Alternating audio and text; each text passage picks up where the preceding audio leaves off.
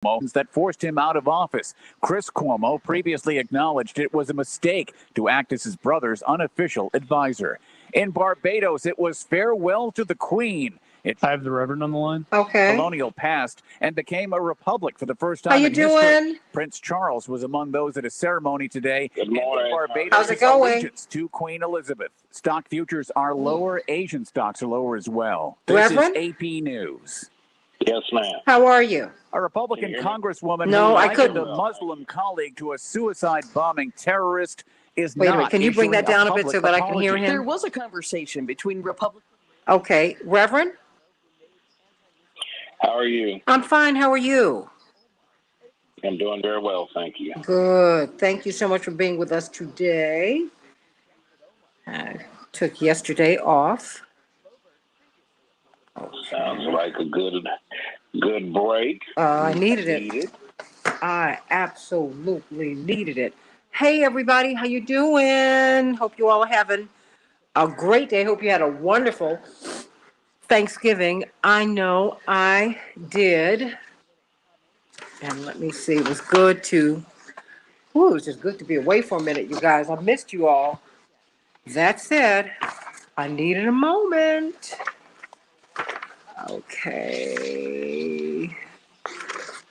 Excuse me, Reverend. Just give me another minute. Okay.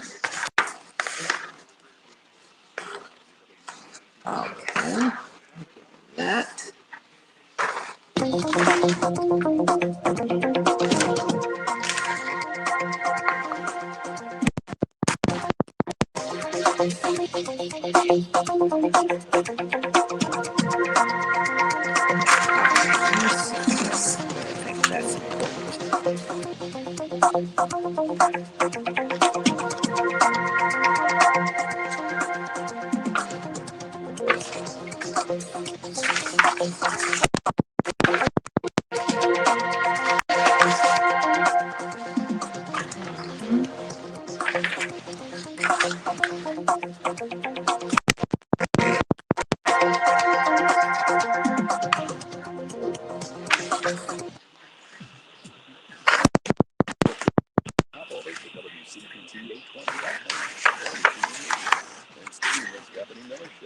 Okay, Reverend, I'm almost ready to get this done.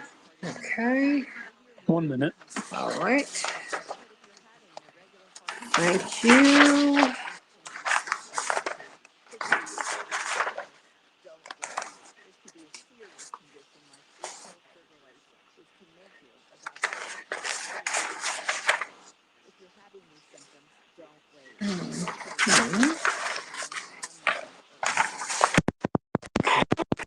So, all righty, here we go.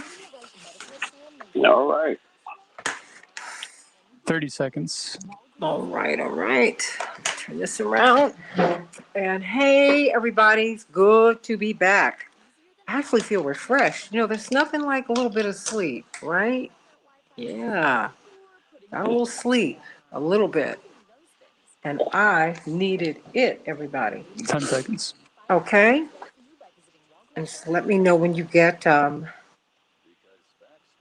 Deb up. Thank you so much. Let's have a great show. God bless.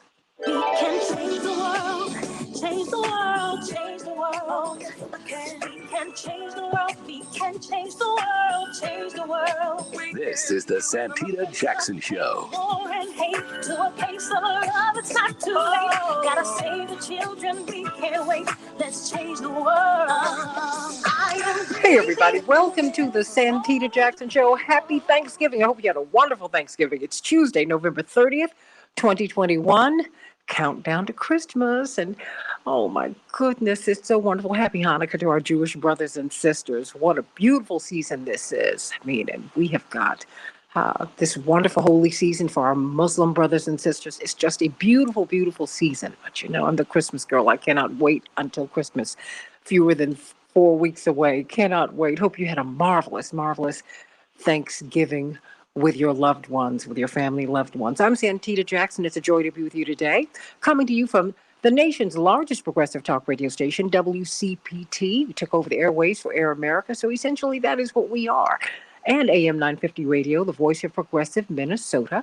I'm glad to be with you today. I want to hear your voices. Let me know how your Thanksgiving went. 773 763 9278. 773 763 WCPT. You can text us at that number as well. But you know what? I tell you, what's interesting is we had a lot that happened. Virgil Abloh, Chicago's own, one of the leading lights in the world of high fashion, made his transition. No one knew at the tender age of 41, this architect, he graduated from the Illinois Institute of Technology.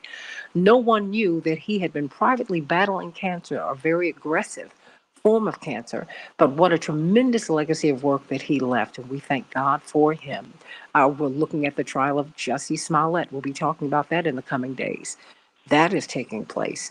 We're still looking at the January 6th. There's so much going on, and I just can't wait to talk about it. But today, we're going to be talking about what's happening at the U.S. Postal Service. They're really trying to privatize that, and we have to be very careful and really be vigilant about what we see there, because so much of our middle class comes from the post office. I know both of my grandfathers were postal workers. They were mailmen, and that pulled both of my parents out of poverty as children. And that's a fact for so many people. And but the efforts to privatize it are ongoing, and we're going to be talking about that with John Nichols today. I'm going to introduce a segment on saving your home. 300,000 Black people have been pushed out of Chicago.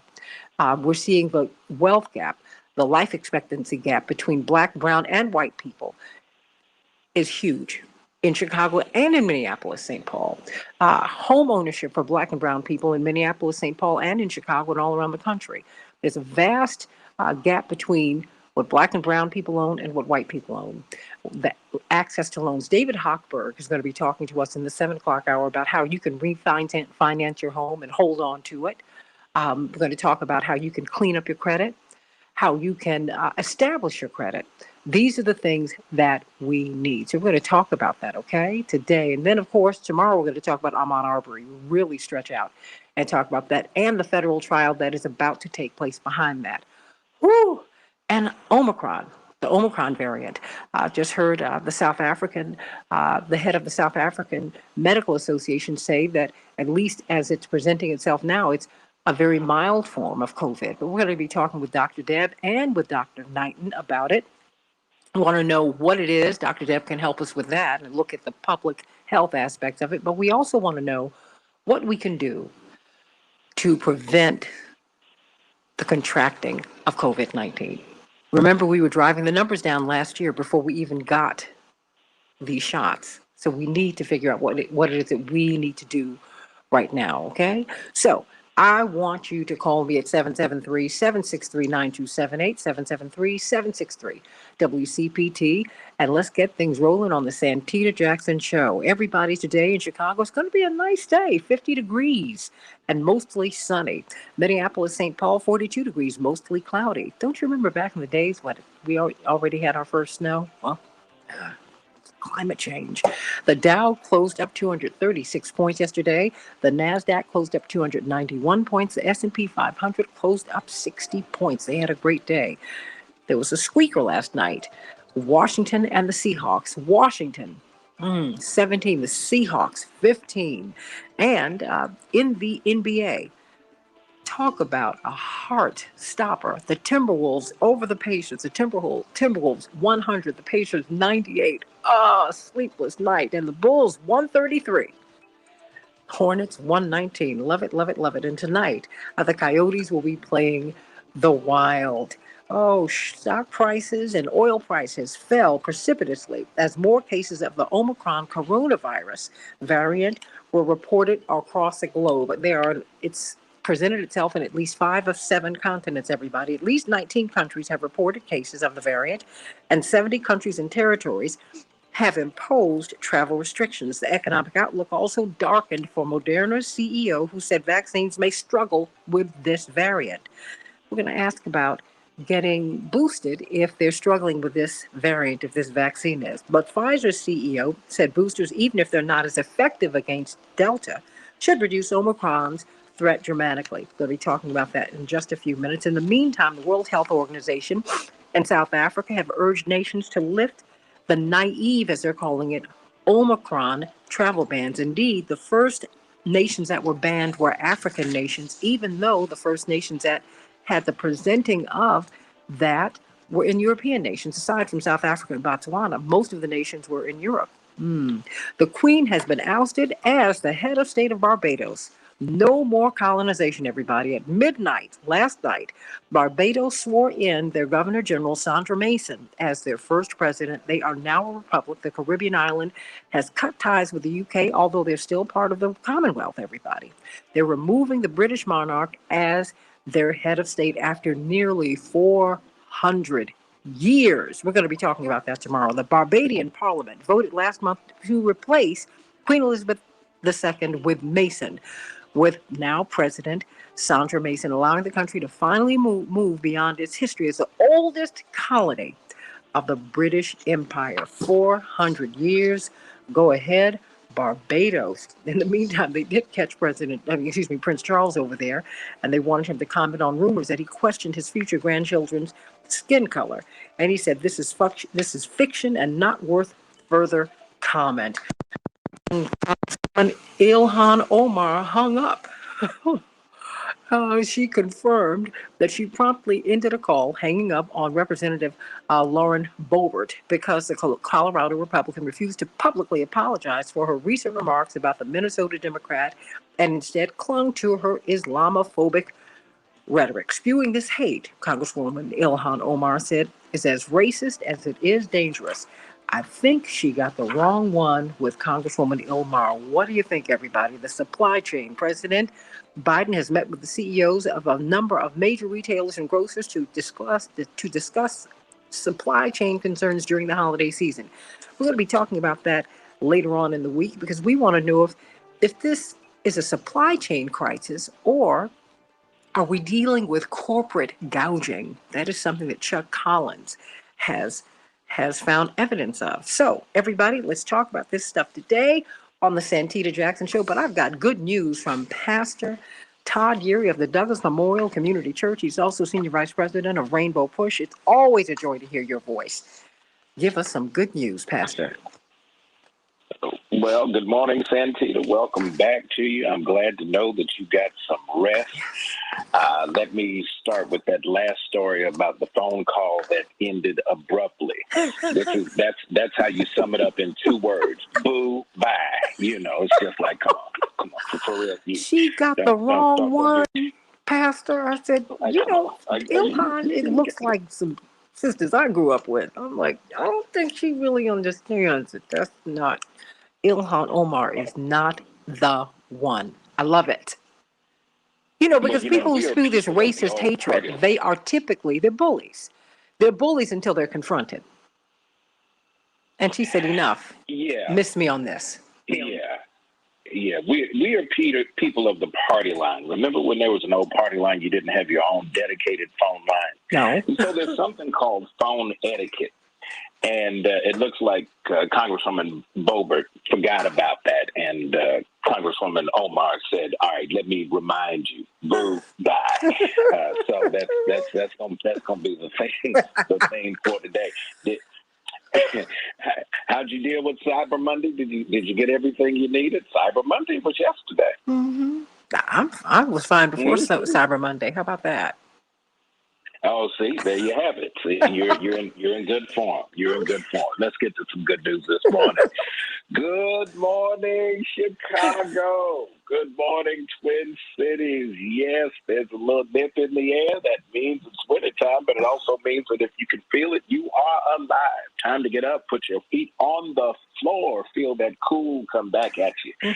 Before you get moving too fast, take a deep breath of life, fill those lungs, and realize that you're still in the game and there's time still on the clock and you need to change the world. Time to get up and get moving. Start that morning beverage, that morning Joe, that orange juice. Drink plenty of water. Got to have that water. Stay hydrated, especially in the winter. and let's get moving as we proceed through today. Let's talk this morning a bit about what today actually represents.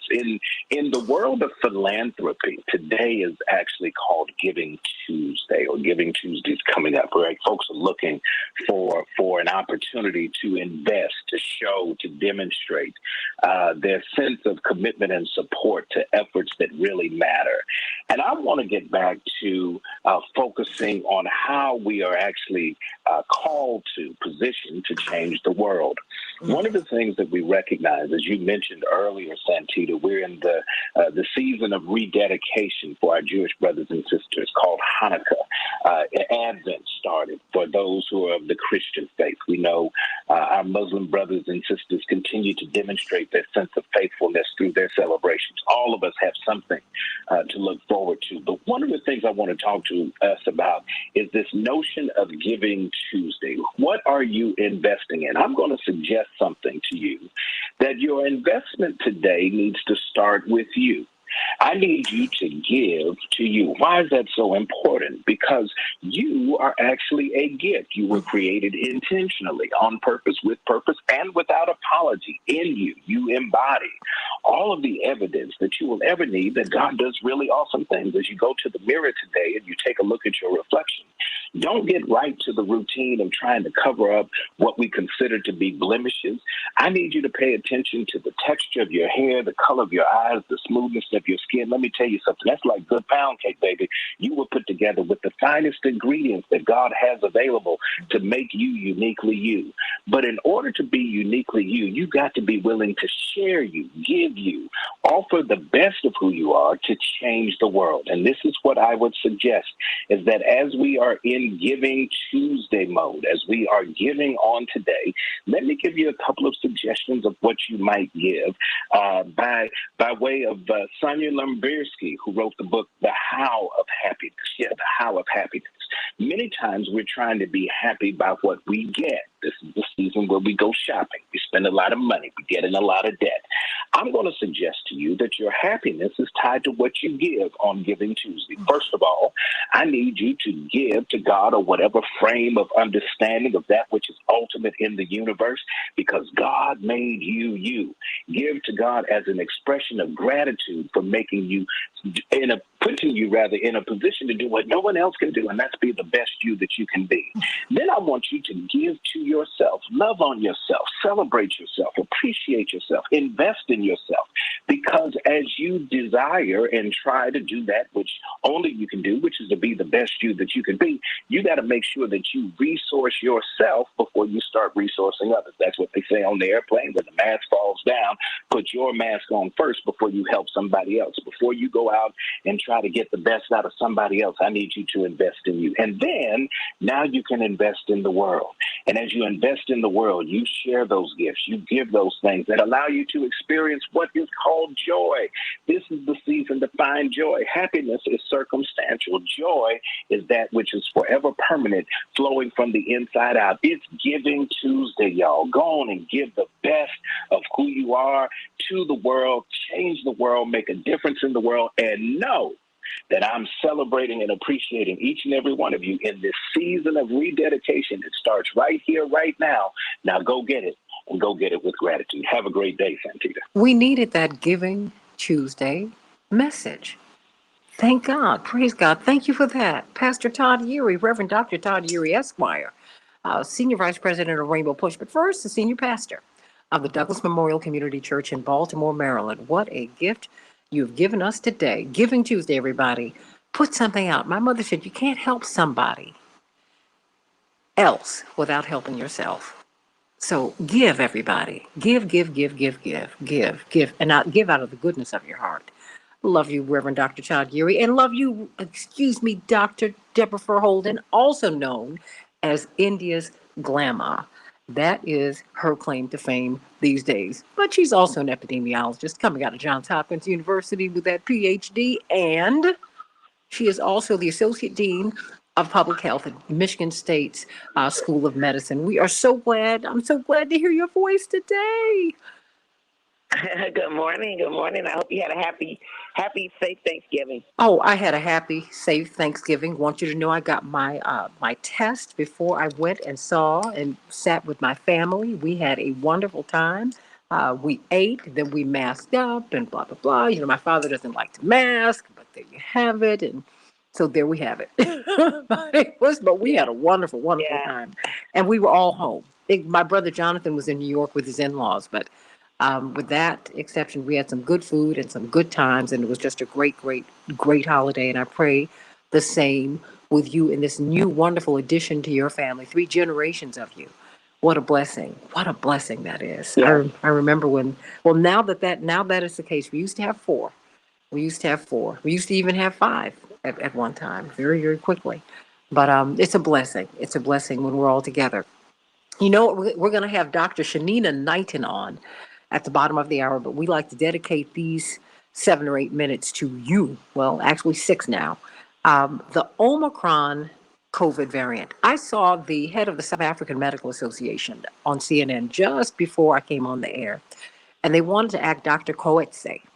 I hope I'm pronouncing her name correctly. I don't think that I am. Oh no, Coetzee. That's how they would pronounce it there. And they were asking her just how severe this is. She said initially, it is our initial reports are that it's mild, uh, but we still are vigilant. And you have the president of South Africa who's saying that look, this you all punished us first. As soon as we found the variant, we alerted the world community, which is more than I can say for what happened at the beginning of this pandemic, right? He said, but the first countries Mm-hmm. you banned were African countries, even though the first place this was expressed outside of South Africa and Botswana was all over Europe. He said, so what's going on? First of all, Omicron, COVID variant, what is it? And do we know enough about it yet, Dr. Verholden, to know if the vaccines that we have now will work? It's a great question. And the short answer is no, we don't know enough yet. We don't know. And again, anytime you're dealing with something that's new to your population, so we know the family of coronaviruses are not new, but this particular coronavirus is, we just got to keep doing the ongoing research. So the basic way that this works is we will take the antibodies of people who have been vaccinated, the antibodies of people who have been infected with the virus that causes COVID-19, and we will put those in a petri dish with these new strains of the virus, and we'll see how effective they are at neutralizing the virus. That's basically our, sort of the best way to gauge how well what we currently have and the immunity that people currently have will protect them against these future strains. And that work is ongoing. So we don't quite have that answer yet. What this we is do new. know is... This is new. Go ahead. This is new, though.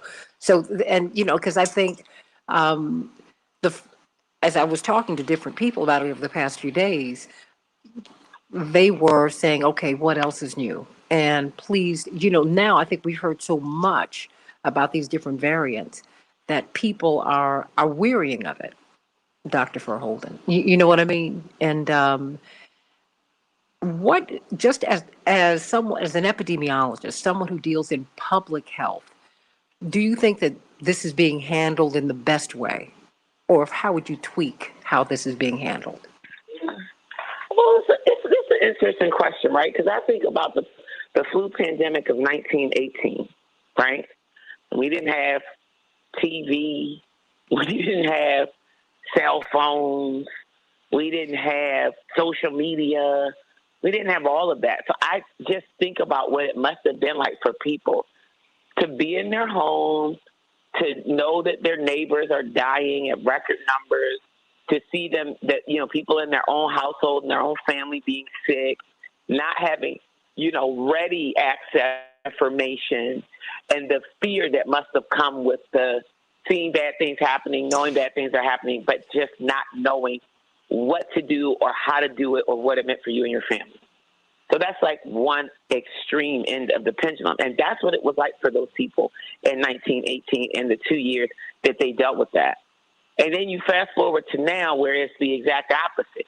It's information overload, and the information is coming from so many different sources, even different media outlets. We've got some media outlets that intentionally reflect certain views and other media outlets that intentionally reflect opposite views, right? So I can see the pendulum has swung all the way the other way now, and we are in an era and a time of too much information and misinformation and bad information, and that's equally overwhelming for people. And the thing that I sort of say is people have to sort some of that out for themselves, and I'm not pretending it's an easy sort, but I don't think it serves people to kind of put their heads in the sand and say, well, I'm not going to be bothered. I also don't think it serves people to consume all of that information. I just don't. I don't think you should be getting information from Facebook and Twitter and Instagram and all of that and watching all of the news stations. I think people have to identify what they see as their trusted and incredible conduits for information. And then you check out those places every day. You know, people like myself, we do the waiting. I do the sorting and the sifting and the wading through information. I'm in conversations every day with other experts, medical doctors, people who are working in hospitals, other epidemiologists. I'm combing through every morsel of data or every published report that's available so I can help make sense of this stuff for people. Well, so people got to identify with their trusted sources of information and go with them. Well, I think part of the problem has been we've had a shutdown on discussion and debate. And so it's made people scramble for information. And, that's something that's got to stop. We have to have an open discussion about vaccines, about therapeutics, and about these variants. I mean, because please, no one's talking about Alpha. No one's really even talking about Delta anymore. Now we've hopped all the way over to Omicron. Look, I'm Greek, so I know how far Omicron is up the food chain. So I just want to know. It's down a ways. It's down a ways. So, we're talking with Dr. Deborah Holden about Omicron and the questions that you have. Have you had COVID? I had 2 friends who tested positive over the past week and a half, Dr. Deb, and they were out of the country. Oh, boy. Can't wait to talk with you about that. And you and Dr. Knighton on the other side of the break on the Santita Jackson Show, 773-763-9278. Back in just a minute.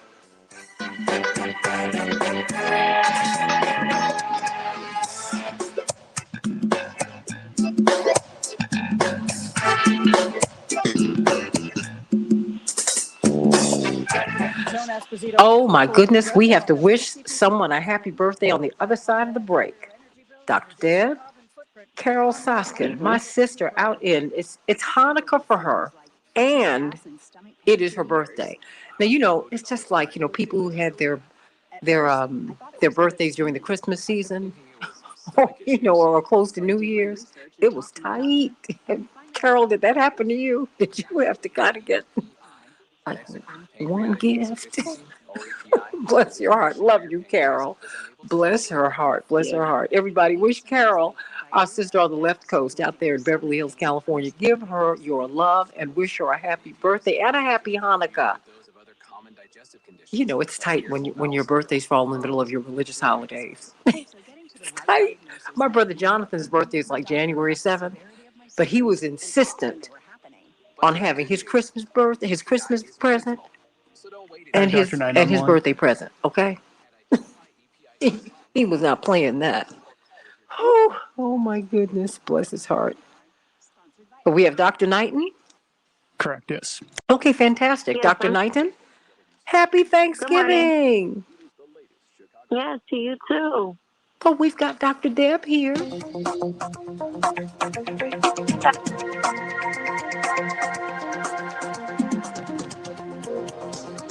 Okay, Dr. Deb, you still there? Yeah, I'm here. Oh, okay. We got Dr. Knighton there, but Deborah, I don't even know what we're supposed to do with all this information. But you got my article about what's happening in Africa, right? Yeah. Yeah, because I have a lot of friends there.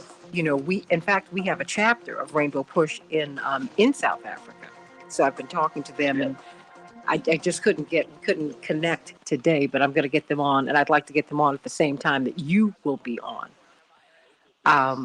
Because when I talk to our friends on the continent, and South Africa is different, everybody, because South Africa is really, it is a Western nation on the African continent. Have you been to South Africa, Dr. Knighton or Dr. Deb? I have not been to South Africa. You know what it's like? You leave the United States and you don't miss a beat. I mean, you don't miss a beat. You can drink the water, you can do anything.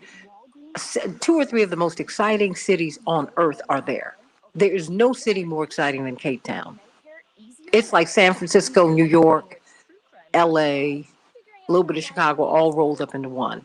Honest to God.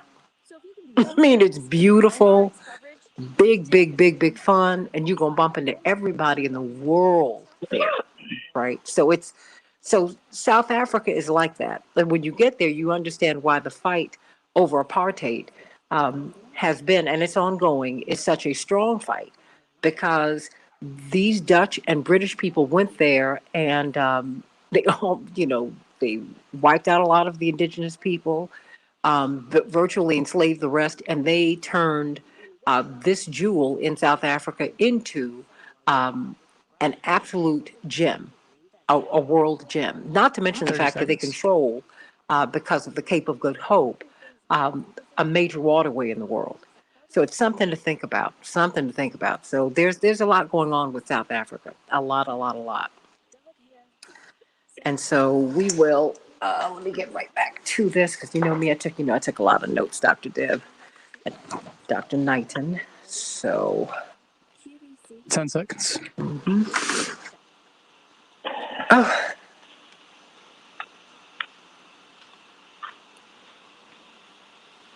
We can change the world, change the world, change the world. We can change the world, we can change the world, change the world. This is the Santita Jackson Show. War and hate to a place of love, it's not too late. Gotta save the children, we can't wait. Let's change the world.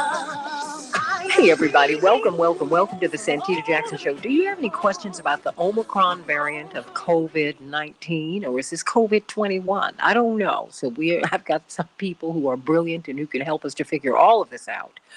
Just how severe is this? At least top South African doctors are saying that this variant is no more there's no evidence that it's more harmful than the Delta variant.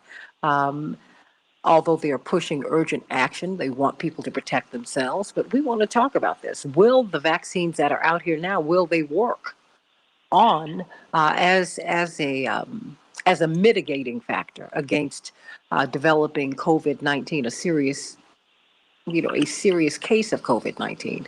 We've been talking with Dr. Deborah Holden, Associate Dean of Public Health at Michigan State University, about this. She's at their School of Medicine, and she also comes out of Johns Hopkins University, with whom she's still affiliated. Dr. Shanita Knighton, infection preventionist, research clinical scholar at Case Western Reserve University, also a registered nurse.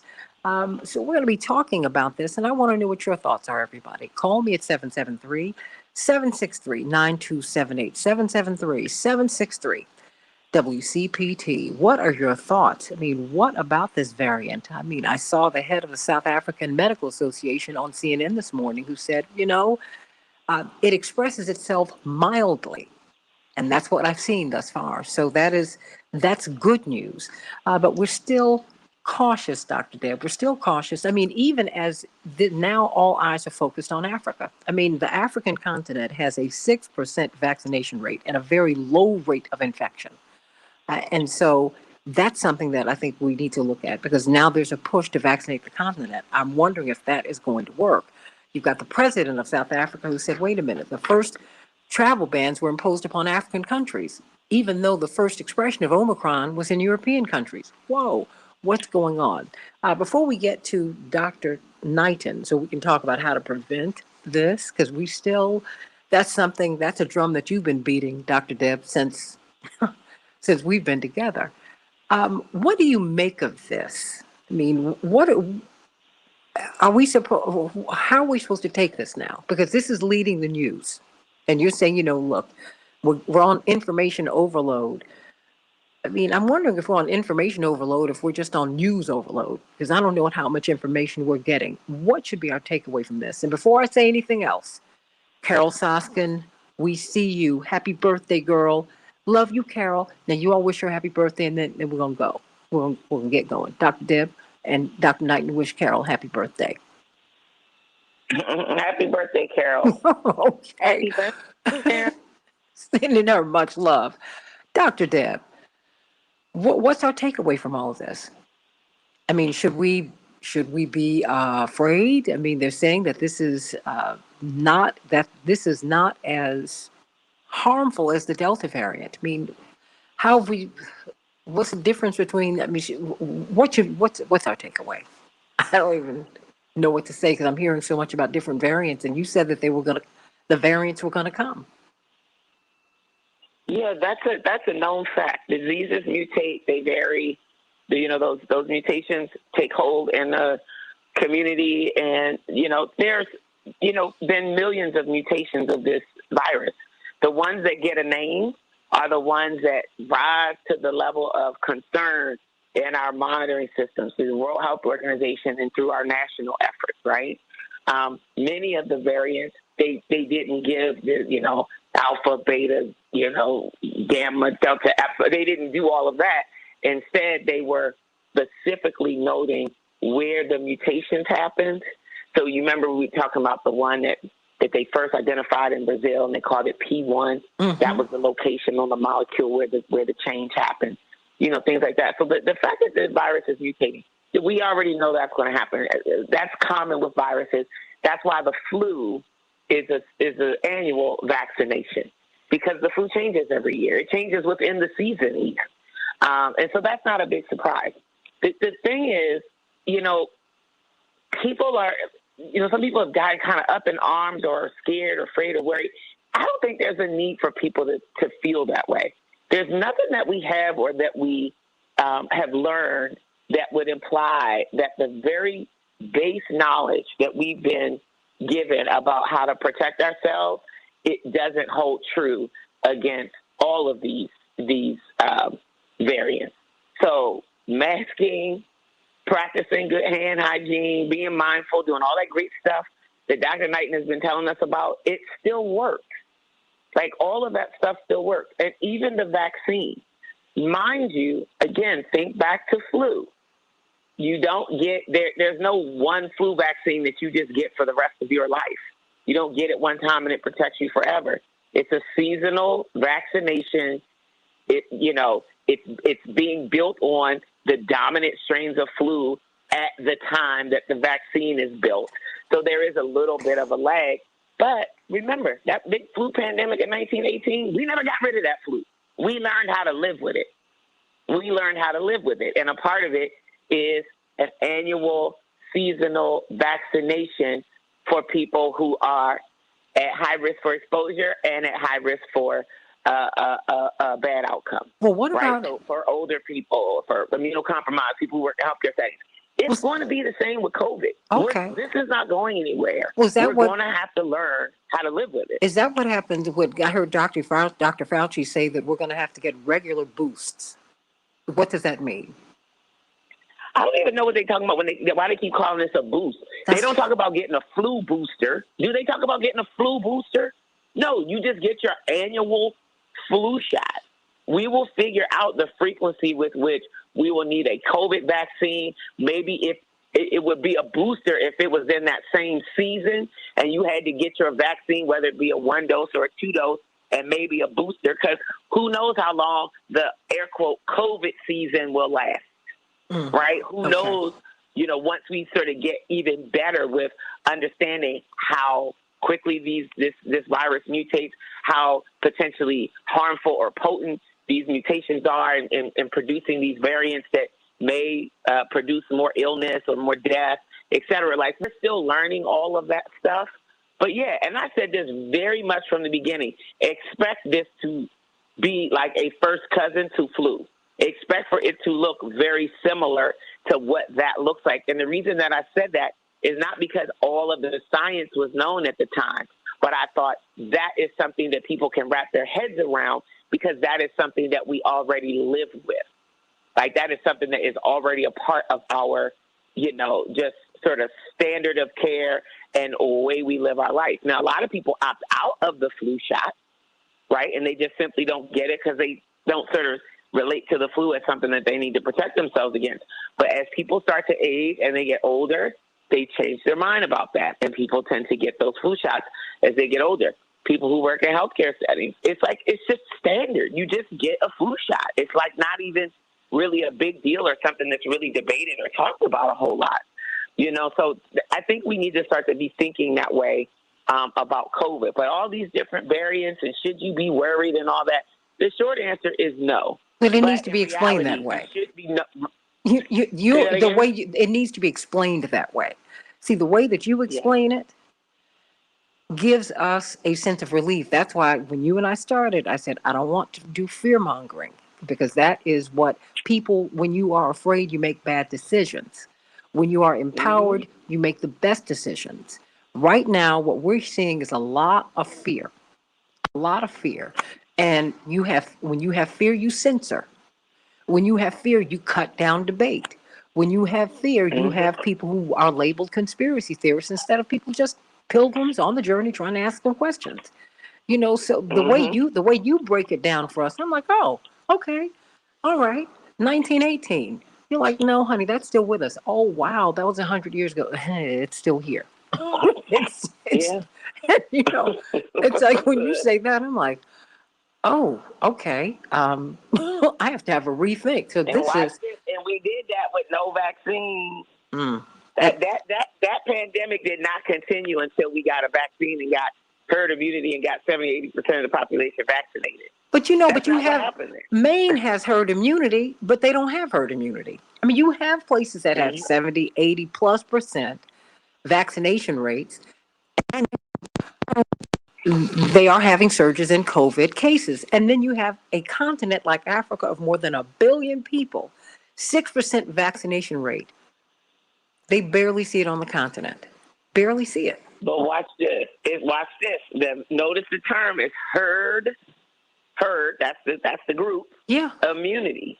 To have herd immunity, whatever is present in the population actually has to provide immunity. And we're now learning that we're not quite getting that just with the vaccination. Well, they're saying also in Africa that Ebola and malaria, which has been present in their population, they're still trying to do research on that. I mean, there's a lot, but you know what? You brought Dr. Knighton here. Yeah. So we need to find out. I told you, I have a couple of friends who are overseas, several friends who are overseas right now.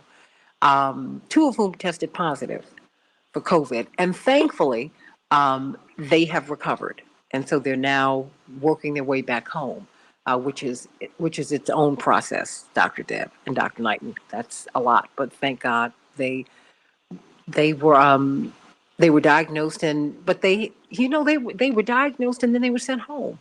I don't understand that. They were not offered any medicine. What can we do, Dr. Knighton, to help protect ourselves? Because now we are out here. We are traveling. We're going out to dinner.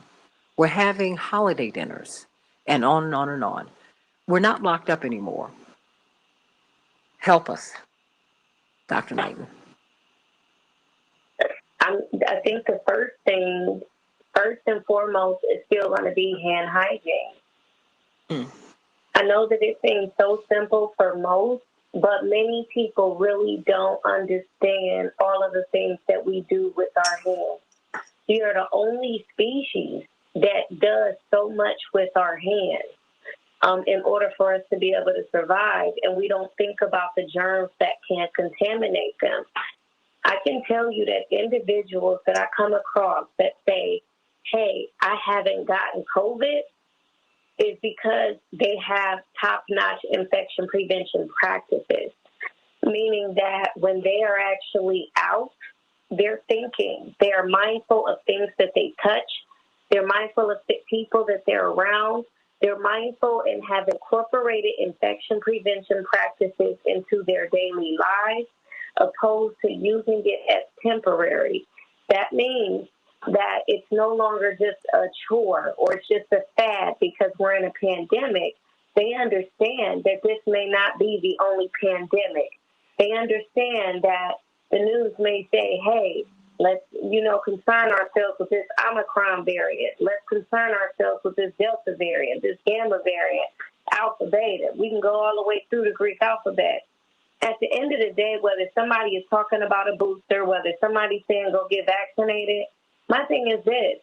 Just as I've been saying from the beginning, things don't necessarily just break through. We call it mutate. We call it, things wear off. We're still looking at the same vaccine manufacturer from March of 2020. This thing has mutated since then. So to have the perception that it wouldn't wear off is crazy to me. So my suggestion to you is to stop treating. Understand the vaccines can help, but stop treating the vaccines like they are God, and make sure that you understand that they are there to help you, but that your infection prevention practices is a part of your toolkit. And whether you are vaccinated or not, these are still measures that you should take. I've been saying from the beginning, even if you are vaccinated, it does not mean that your hands, your nose, your skin cannot carry COVID to the next individual who may or may not be vaccinated. And even if they are vaccinated, you still don't know how much protection that vaccine provides to them. So my suggestion is to make sure, first and foremost, you are cleaning your hands. Mask up. But if you are going to mask up, making sure that you're not wearing it as a chin girl, making sure that you're not touching all over the mask, making sure that you are not incorrectly handling the mask is essential. So if you are going to wear them, make sure that you are wearing them and utilizing them correctly. Because if you are still going to be touching your face and having cell phones in your hands and doing a lot of things and not mindful of hand hygiene, then you might as well say some of these measures are going to not lower your risk. These are all risk-lowering measures, and you have to treat them as such. Dr. Deb, why are we really not? quick, Oh, I'm sorry. Because, and I just want to address something that I found key that was in the South Africa article that I feel like minimized. That's our diet. It talks about the colorful diet that these individuals have, the fruits and vegetables. It talks about how they eat.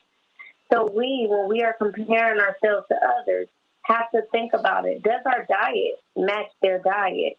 Are we thinking about antioxidants? Are we thinking about T-cell boosters? Are we thinking about ways to improve our immunity when we're talking about traveling over the holiday season? Because that's something else that we don't account for when we're going through different climates and we're going into different areas, where we know something that's called our microbiome. And the easiest way to describe it, that is like literally, it's almost like the DNA of our gut almost continues to change every time we go to different places. And so that's something that we need to think about is how are you. Dr. Knighton?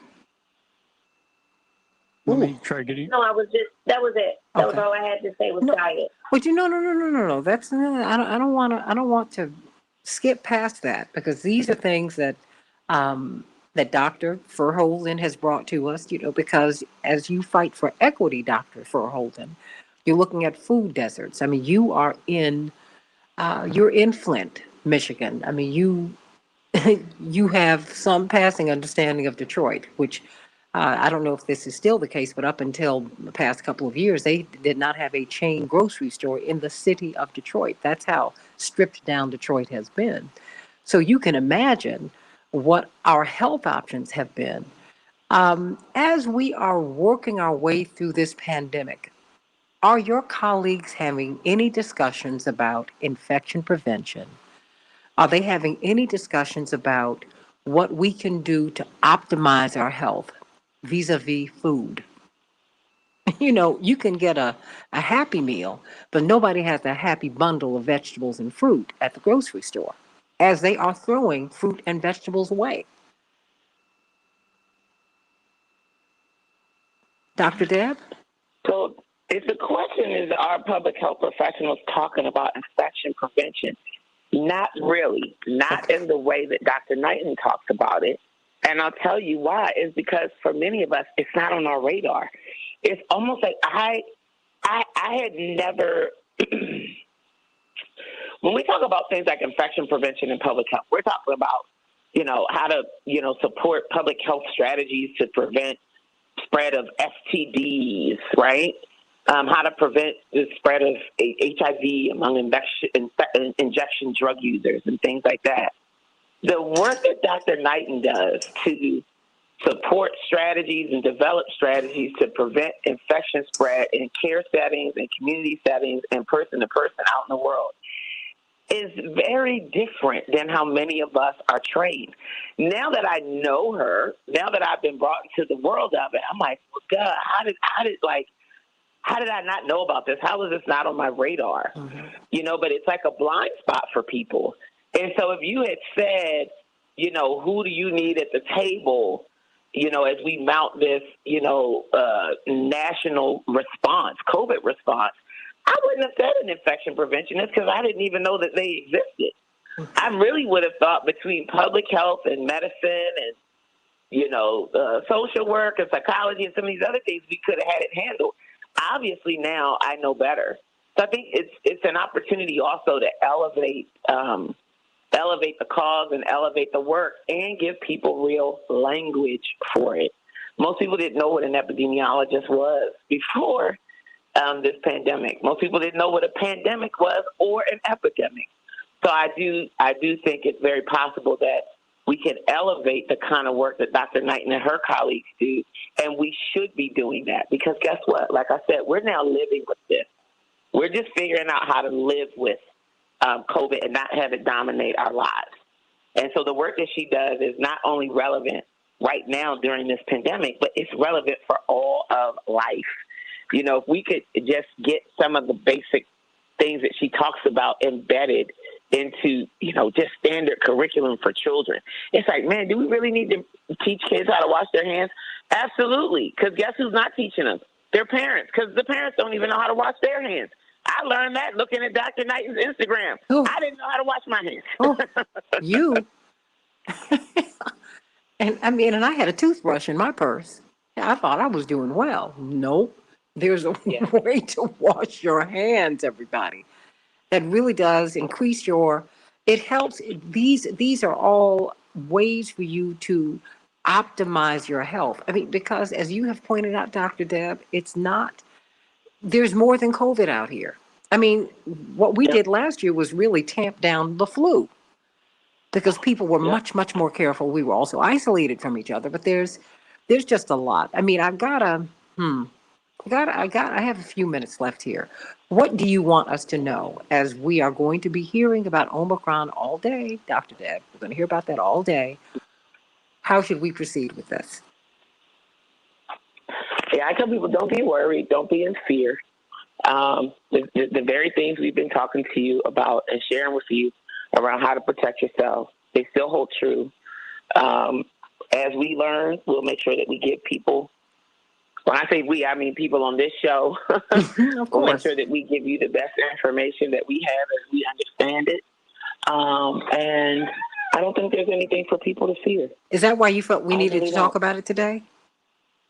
Yep.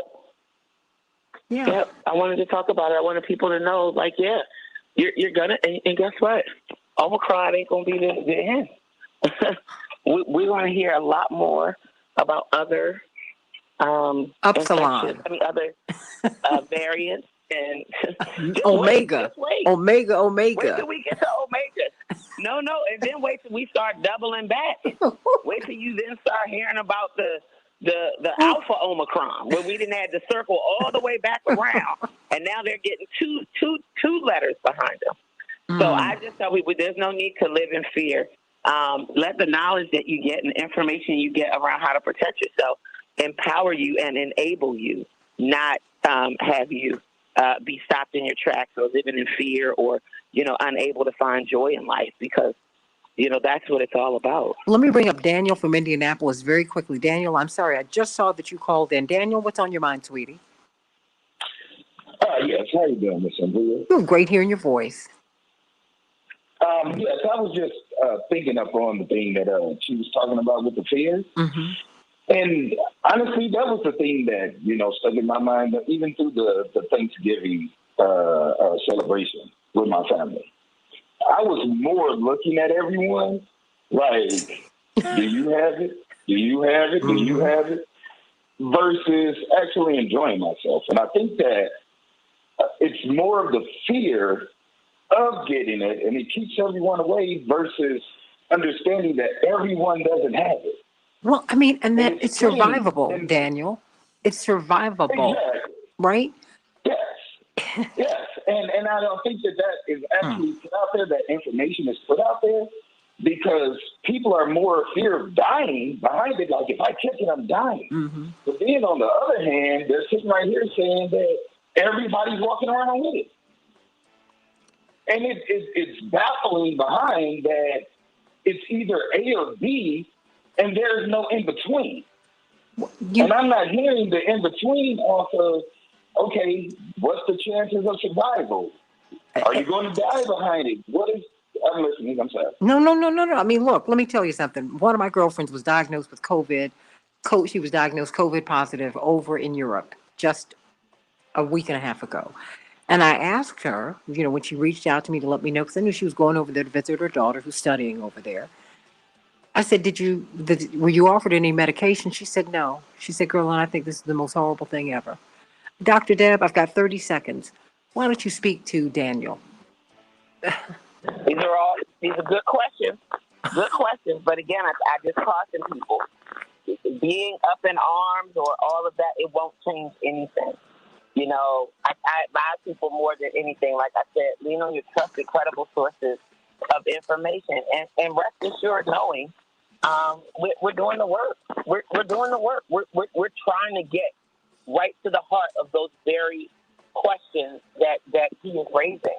And in the meantime, just practice good prevention. If people have a lot more say and a lot more power and control in their hands than they give themselves credit for. And the fear only adds to your stress, and the stress only weakens your immune system. So that won't serve anybody. All right. There you have it, everybody. Do you want to own a home? Do you need to refinance your home? Do you have bad credit? You need to clean it up? David Hochberg is going to come up with us in a hot second just to help you figure all of that out. 773-763-9278. Back in just a few minutes on the Santita Jackson Show.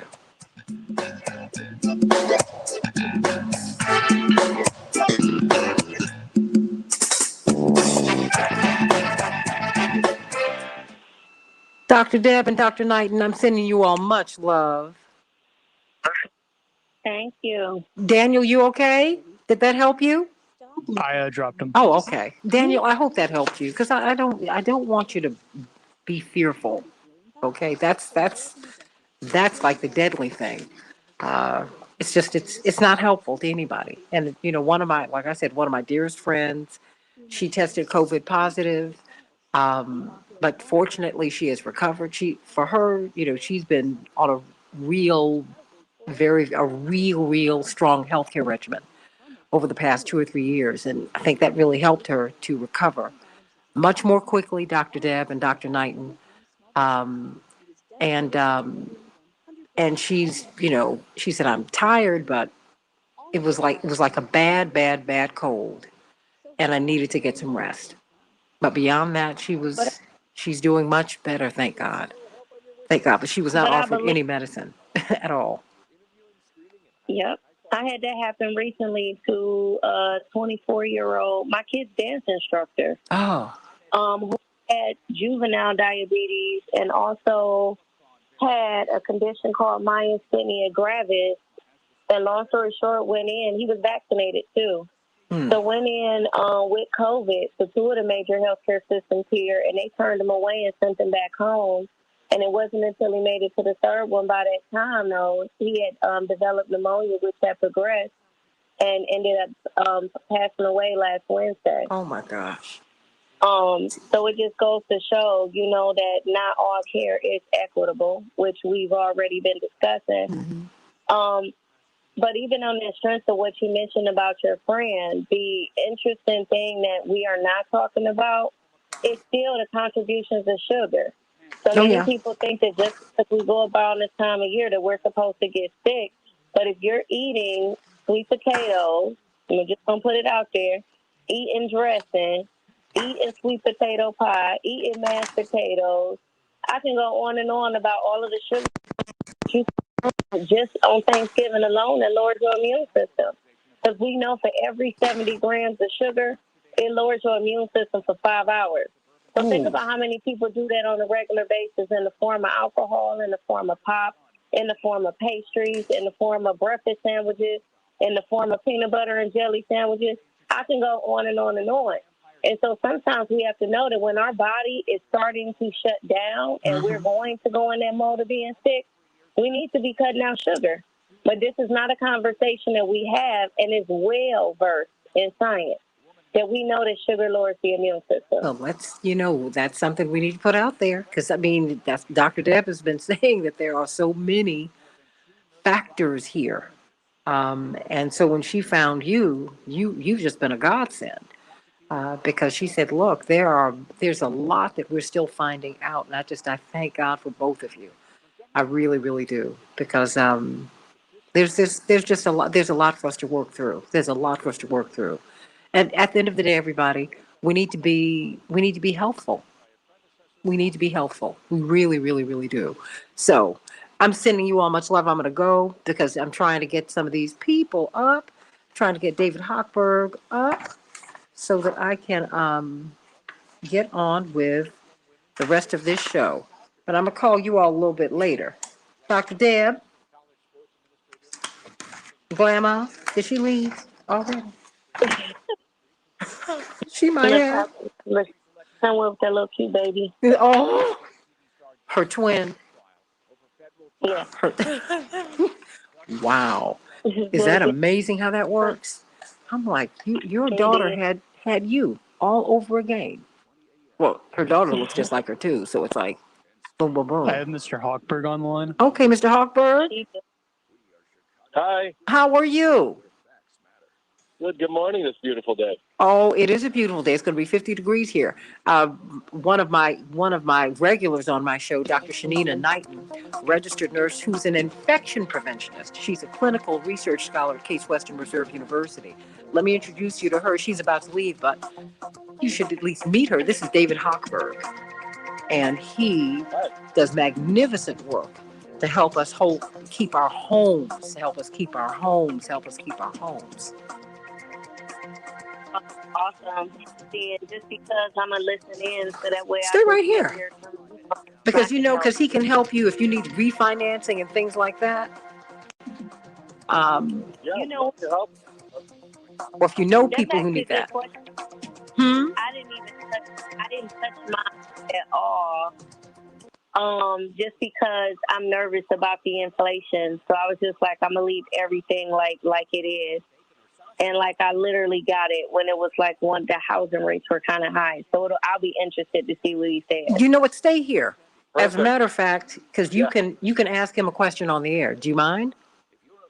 Sure. Because this is about refinancing. We've lost 300,000 African Americans in Chicago alone, and we're about to lose an aldermanic seat. This is about unlocking that wealth that we talked about at lunch. Absolutely. Right? Absolutely. I mean, this is exactly what we talked about. This is what helping the community get the lower rates and knocking down all those myths so we could free up some capital to put it back in our listeners' pockets so they could then.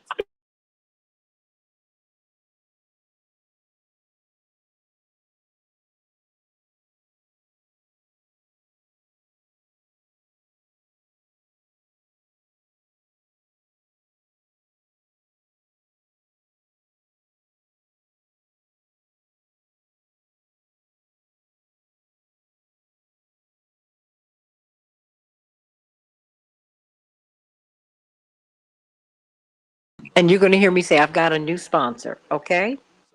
Gotcha. Okay. Yeah. All right, good. Okay. Very good. Hey, everybody, stay right there. In a world of lies, humanity. Change the world, change the world, change the world. We can change the world. We can change the world. Change the world. This is the Santita Jackson Show. War and hate to a place of love. It's not too late. Gotta save the children. We can't wait. Let's change the world. Hi, everybody. Welcome to the Santita Jackson Show. It's Tuesday, November 30th, 2021. I'm Santita Jackson. Hope you had a wonderful Thanksgiving holiday, and we are in the midst of the holy season. We have got our Jewish brothers and sisters who have Hanukkah, sending you much love. And, of course, Carol Saskin is celebrating Hanukkah and her birthday today, sending you much love, my dear sister. And our Muslim brothers and sisters, this is their holy season as well. And, of course, we've got Christmas on the 25th of December. Love it, love it, love it. Sending everybody much, much, much love in this holy, holy season. I want you to call me or text me at 773-763-9278, 773-763-WCPT. Let's talk today about keeping your home. I'm going to be talking with David Hochberg about that shortly. And John Nichols is going to be talking about what's happening with the post office. They're slowing down the service, and it's not our postal workers' fault. We're watching a slow corporate takeover of the post office, and we've got to figure out what's happening and what we can do about it, and we have the power. You know that. So I want you to call me at 773-763-9278, 773-763-WCPT. Do you want a home? Do you want to buy a home? Do you want to keep your home? Do you need to refinance your home? Going to talk about that in just a few minutes. But in the meantime, let's get to some of these headlines. Chicago will have a high of 50 degrees today, mostly sunny. Minneapolis, St. Paul, a high of 42 degrees, mostly cloudy. The Dow closed up 236 points yesterday. The NASDAQ closed up 291 points, and the S&P 500 closed up 60 points. The NFL, well, Washington was triumphant over the Seahawks. It was a squeaker, 17-15. The Timberwolves last night in the NBA, 100-98 over the Pacers, a nail biter. And the Bulls wasn't even close. Bulls 133, the Hornets 119. The Coyotes will be playing the Wild tonight. What about coronavirus, everybody? Well, we have got Omicron, the Omicron variant. What do you think about that? Are you afraid? You should not be afraid. You should be informed.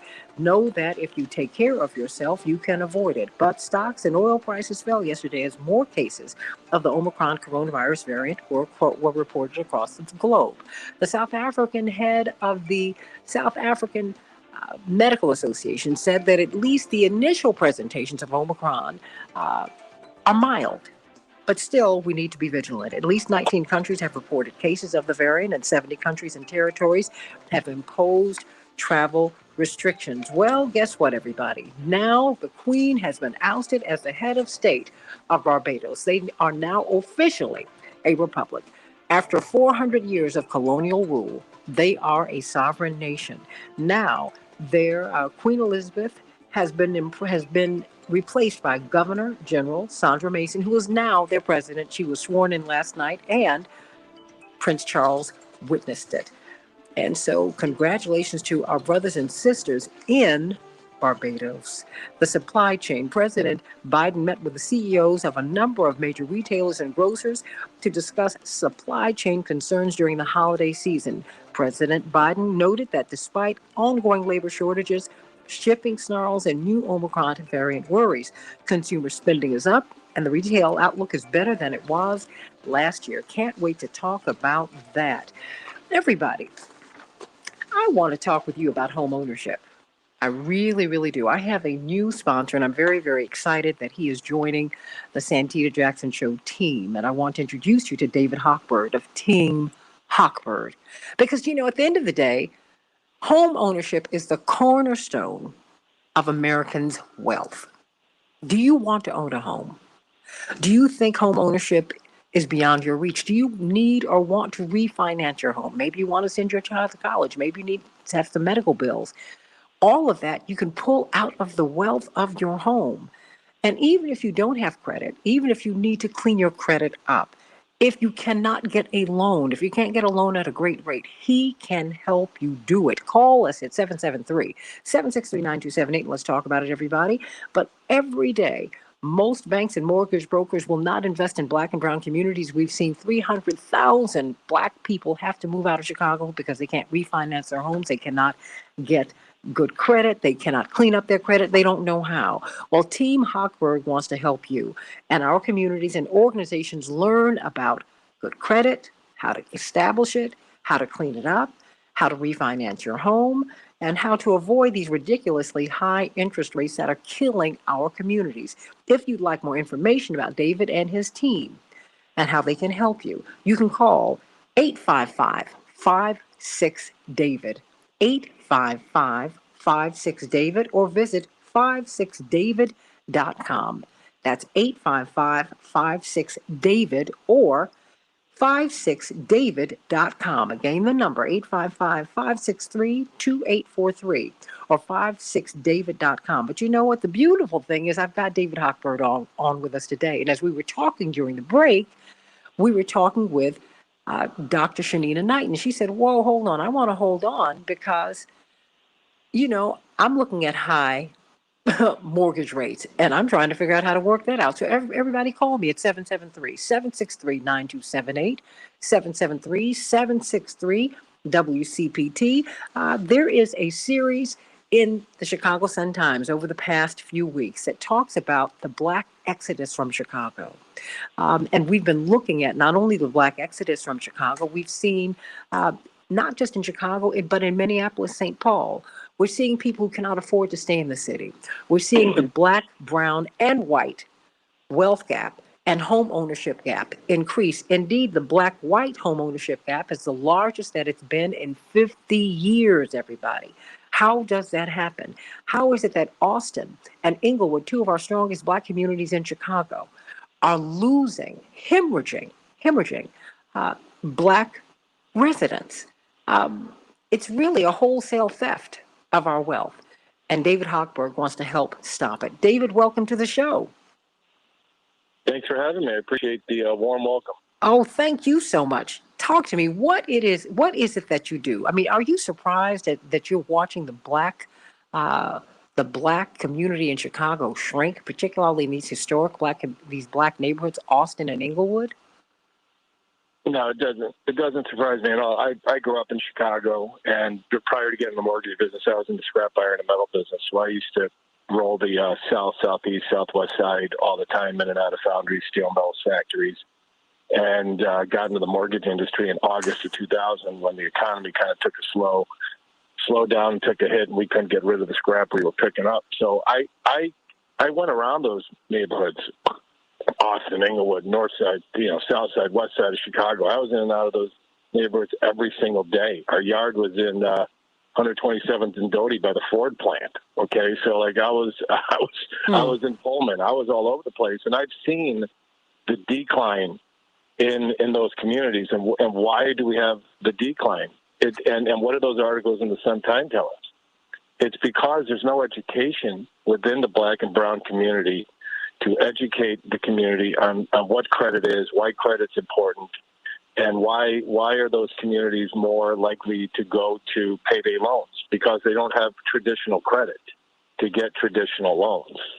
And what you and I talked about at lunch is that I've seen this over the past 21 years, and I've partnered with BMO Harris to turn that around. Right? A lot of our listeners right now have no idea that BMO Harris is investing $1 billion, $300 million a year over the next 5 years to Black and brown communities to help the Black and brown communities turn that around. And that's why I reached out to you and your show to try to communicate that and kind of broadcast that to your listeners. Hey, I'm here. I've been doing this for 21 years. I know how to help your listeners establish credit. I know what to do to give your listeners solid information on what they need to do to enhance their credit and to get the stuff off their credit and to reestablish the credit, which is the foundation to any type of successful credit solution if you're trying to get credit in the future for a home or for a business. I want you to call us at 773-763-9278, 773-763. WCPT, if you're having some credit issues, are you having trouble establishing credit? are you having trouble? Do you even know that you can clean up your credit? I mean, do you think that home ownership is beyond your reach? Or have you purchased a home and then you're paying loans at very, very high interest rates? Because this Sun Times series also showed us that with payday loan centers and even with the banks, because redlining is still a real issue for Black and brown people. We get railroaded into bad loans. David Hochberg. Everybody, you can call him at 855-563-2843. How do we do that? I mean, how do we work our way around a system that just doesn't seem to work for us? Well, it's knocking down the myths, right? It's knocking down all the myths. One of the myths is it costs too much money to buy a home. No, you could get into a home with as little as 3.5% down with an FHA loan. If you're a veteran, you get in for no money down. If you're a disabled veteran, you don't have to pay the VA funding fee. There's FHA construction loans if you want to buy a property that needs a lot of work. Okay, and we were talking about the community in Austin. I was part of another radio station's radiothon where a sports station I helped them raise over $700,000 for Helping Hand Club for kids so they could build a grocery store in the food desert in Austin, right? And that's where we need to start, one block at a time. And there's burnt out homes and there's empty homes and there's lots in Austin that the Cook County Bank or the Land Bank of Cook County has on their doles that we could go in and educate the members of those communities on why credit is important, how to establish credit. So maybe they could go buy one of these houses, right, with an FHA 203K loan and build those houses. And then guess what? Once you build one house, maybe you put a Section 8 family in there, or maybe they move in on their own, right? And they use it as an investment property with the Section 8 housing. Or they find another family that wants to live there. Or maybe they move in there and start a family of their own. That's how we turn the city around. I've been doing this for 21 years. I've heard elected officials talk and talk and talk and talk and talk and have excuses, and they blame this segment and that segment, and they do nothing. They just move their lips and nothing comes out, right? I'm here with you, and I want to get this out. I want to help the Black and brown community develop programs to start. It all starts with credit, Santita. It all starts with credit. That is the number one foundation. I don't care if you're black, white, red, green, yellow, have 3 eyes, 5 eyes, or from the moon or from Venezuela. It doesn't matter. Everything, every transaction with housing starts with credit and ends with credit. If you don't have any credit, you're not going to get a mortgage. Well, then let's back up. If you're credit challenged, yeah. Are you ever too old to establish credit? If you've had bankruptcy, no. if you have a low-paying job, No. I mean, okay, let's start at the beginning. No. How do you establish credit? Here's the deal. Okay, here's how you establish credit. If you have no credit, okay, and here, you have to want to establish credit. When you and I had lunch, I told you I just lost 40 pounds. Why? Because I'd been fat for too long, and I was tired of being unhealthy, and I wanted to lose weight. So I made a dedicated decision to lose weight, okay? And it's the same thing with credit. If you want to build credit, you need to be dedicated and have that commitment to building credit. BMO Harris has got an unbelievable program. I make no money on this. I partnered with BMO. I've been doing this 21 years. I just found out about this program 6 months ago.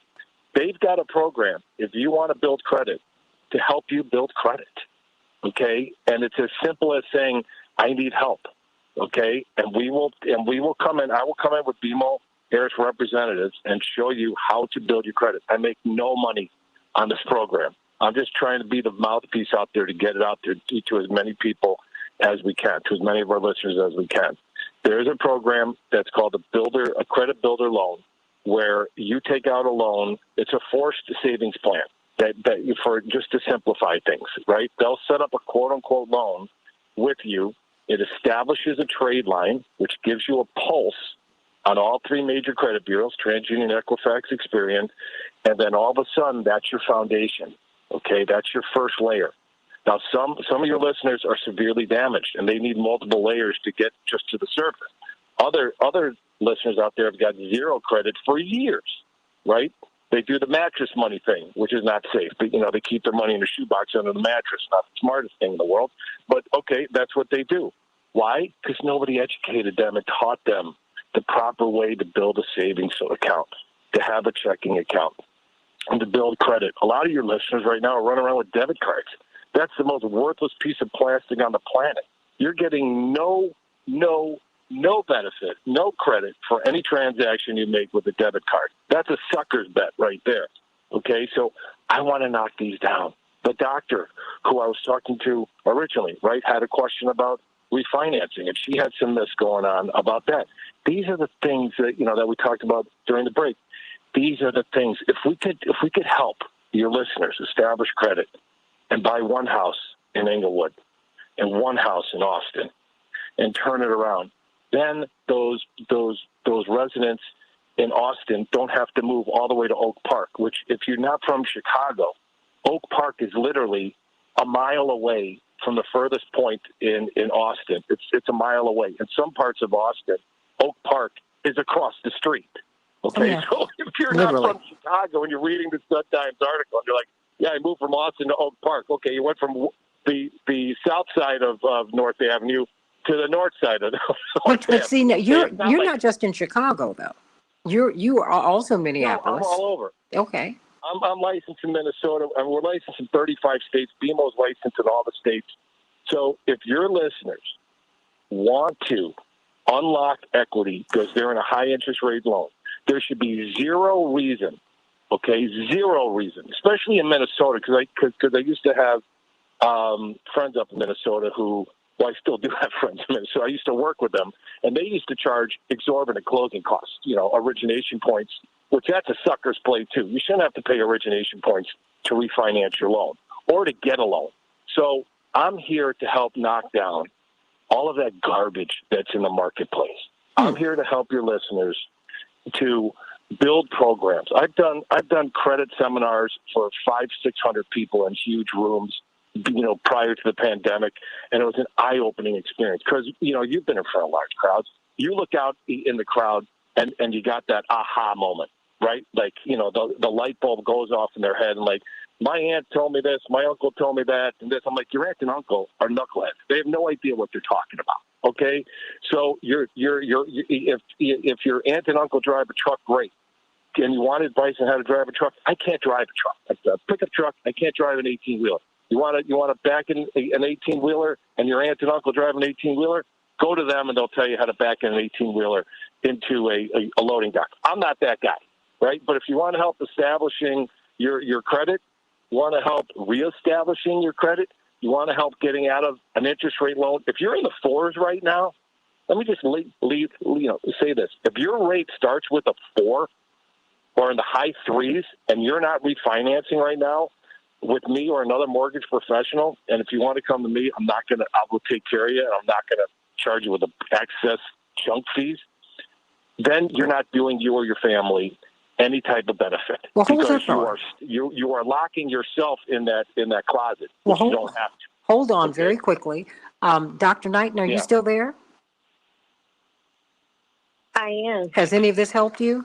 It has. I think my question was more so centered around, so when I purchased my home, it was around the time of the recession. So around that whole 08, 09 time. And so at that time, like the interest were around they were around 5%. But then we also know that during that time as well, like the cost, it was like the cost of my house actually went down. So I was functioning out of a place of negative equity. And so now here it is about 12 years later, I'm actually now in a position of where, the housing market is increasing around me, but I don't owe as much on my home anymore. And so it's that concern of, yes, there is the possibility of doing a refinance and doing no cash out. But the thing is I've even been in a situation of where, like, let's say your student loans, your debt to income ratio, even with your student loans, puts you in a position at times of where you can't even do the refinance at the lower rate, even if you're not trying to get cash out. So it's almost like being in a pickle. And I'm sure that there are other people that are in similar situations of where they would like to take advantage of the lower interest rate, but that DTI is definitely an issue. And that's a debt to income ratio for listeners that may not understand.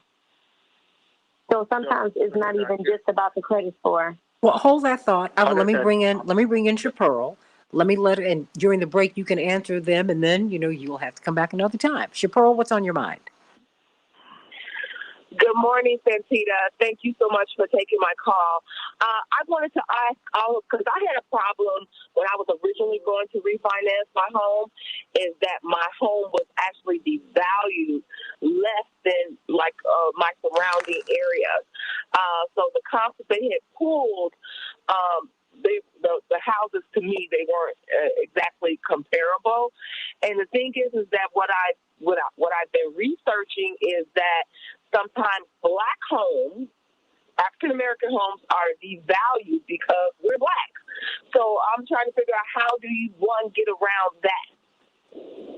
Okay, no, and that's a great question. I've got 1 minute. When an appraiser goes out, do we have time? 1 minute. Okay, so it's real simple. When an appraiser goes out, appraisers look at comparable sales within a 1 mile radius of your home. Okay, what recently sold. And that's what all the appraiser has to go by. Okay, now after the appraisal comes back, and if you're not comfortable with that value, okay, we could go back and do an appeal. But we need concrete evidence of recent homes that have sold within your community that you feel have the same type of amenities, room counts, bathrooms, upgrades, and all that stuff. I've never experienced 21 years that a home has been devalued because you're Black, you're brown, you're Asian, you're Jewish, you're Muslim. I'm a Jew. I always use Jew but to throw it in David, there. So you've heard about this Black woman who had her white friends proxy for her, and the markup on her home went up, I think, like a factor of 3. So I didn't hear that. Oh my gosh, I've never absolutely. experienced it personally. Oh yeah. Well, I mean, I'm just saying. Yeah, no, it's been happening. So Black folks, they have to get white people to stand in so they can get their homes appraised at a higher value. I've never had that experience. Oh my gosh. 21 years doing this. So so when we send an appraiser out, it goes through an appraisal management company, and we just hope it comes back at the highest value so we can help our borrowers out. So you can help our people. I've never experienced that. Avoid this. So did that help you, Chapearl? I will do everything in my power. Yeah. Yes. No, stay right there, and Dr. Knighton, he's going to answer your question off air. Everybody, 855 855 David. He is licensed in Chicago, in Minneapolis, St. Paul, and in more than 30 states. Call him today. John Nichols coming up on the Santita Jackson Show. Back in just a minute.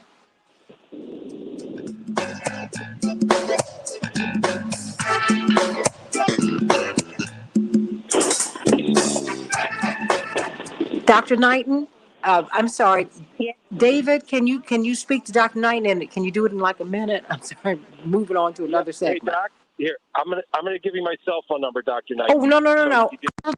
Just to her because we're on Facebook Live. Okay. So here's the deal. You're 100% correct. Your debt to income is a big factor, but Fannie, Freddie, and FHA have changed their qualifying factors for student loans, either 0.5% of the outstanding balance or the actual payment, whichever is less. So some of the agencies are 0.5%, and others are 1%. So if you've got $50,000 with the student loans, we only count either $250 or $500 against you. That's been a game changer. So if you want me to look at it, Doc, I'll be more than happy to look at it. It's a free consultation. If we can help you, we will. And if we can't, we'll just be honest with you and tell you, we can't. I mean, it's a free consultation to help you get you out of that high rate that you got into in the 8. And she's in Cleveland. I remember those rates. Okay. Yeah, she's 100%. Okay. Our corporate office is located in Columbia. Okay. So, well, I just sent her your information, so reach out to him, Dr. Knighton. Woo. Yes, you said 85556 David. But I just sent you he offered you his mobile number, and I just sent that to you. Okay. By text. Give me a call on my cell phone, Doc. I'll take care of you. I will.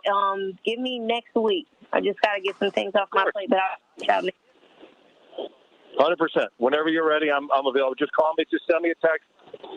Santita, you got a show to do. Doc, I got to take my daughter to school, and I appreciate this opportunity and look forward to working with your listeners. I'm looking forward to working with you. Thank you so much for the work that you do. Yeah, we'll talk to you soon. Thank Absolutely. You, thank you so much. I have Mr. Nichols on the line. All righty. Have a great show, Santita. Hey, you too, girl. I hope that helped you. It did. I learned a lot. Well, he's got. I hated to rush you, but there's a lot of information that he has, and so I want to get people to, refinance, because people lost their homes over tax. They owed back taxes, but it turns out we have a county treasurer who has been looking for black people. She is white. She set up camp in the black and brown communities, and in working class white communities, looking for people, because my parents were owed back taxes. They didn't even know they had missed a senior exemption that they were due, several $1,000s, for example. And can you imagine a treasurer who's looking to give you your money back? She said because people are losing their homes unnecessarily. Maria Pappas, I love her. So he's really awesome. Functioning in that spirit. Like, no, didn't you hear him say, no, you need to be refinancing right now. So everybody, that's right. 855-56-DAVID. Everybody, that's right. I see you all are passing the number around. 855-56-DAVID or 56david.com. Okay. Chaparral, you still there? Yes, ma'am. Okay. Did that help you at all, Chaparral? It does. I'm planning to actually refinance the house. Hopefully in January. I want to get some of my credit cards down, and then I'm going to. Because I want the best rate. And I'm 30 seconds. That as an investment to buy more property. So that's what we're going to do. We're going to reach out to him. I'm going to connect you, but call. I sure will. Call, yeah. But let me bring you up real quick. You got 90 seconds, and then we're going to go right to 5 seconds. John Nichols. Okay, I'm trying to do this. We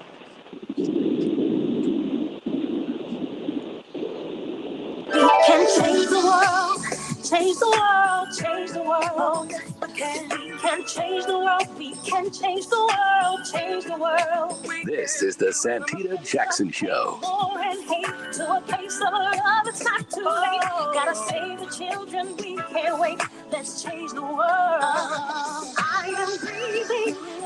Hey everybody, that's right. If you want to save your homes, if you want to refinance your homes, get your credit, clean up your credit, call 855-56-DAVID, 855-56-DAVID, or 56david.com. Of course, we've got John Nichols here. Before we get to John Nichols, you know what time it is. Roosevelt. Roosevelt calls Chaparral the day before Thanksgiving, and he wanted a full meal. I love you, Roosevelt. But she wanted to make the meal for you, but she couldn't. So Roosevelt and everybody, we just said we'd start a little earlier for Christmas. So everybody, your sweets and your meats, because I sure to get my Thanksgiving meal from Chaparral even before I went to my parents' home. Okay, my brother's house. He used to have hosted this year. So everybody, Chaparral, celebrations by us. Okay. Yes, Santita, we are back. We love Roosevelt, though. We love Roosevelt. Yes, we do. And Roosevelt has told me he will call me and place his order early this year. And just so everyone knows, we're taking Christmas orders until the 17th of December. So please give us a call at 708-526-4546. We can definitely handle your ham, your Christmas ham, your macaroni and cheese, your greens, your green beans, your cakes, your Christmas cookies, as well as also your cobblers and pies. Whatever it is that you need, give us a call at 708-526-4546. That's celebrationsbyus.org, as well as also Celebrations by Us on Facebook. Also, quick quickly, Cynthia, I want to talk to your audience about something special we're doing at the Courtney Copeland Memorial Foundation. This year, we have adopted some of the CPS schools.